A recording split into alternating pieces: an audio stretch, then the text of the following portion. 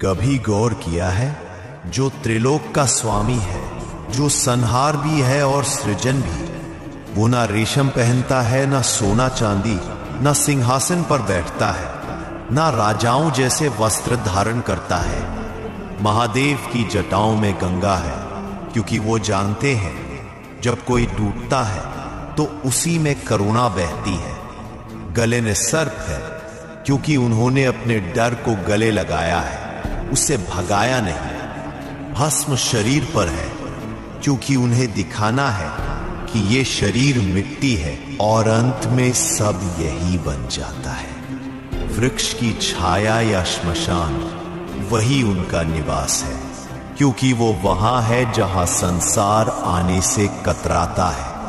अंगारों से सजा वो रूप, और फिर भी सबसे शांत, क्योंकि उन्होंने जीवन की हर आग को भीतर समा लिया है। कंठ में विष है, क्यों? क्योंकि जब सारा संसार अमृत चाहता था, भोले ने विष अपनाया, किसी को जलाया नहीं, सबको बचा लिया। कभी शिकार नहीं किया, सिर्फ त्याग किया।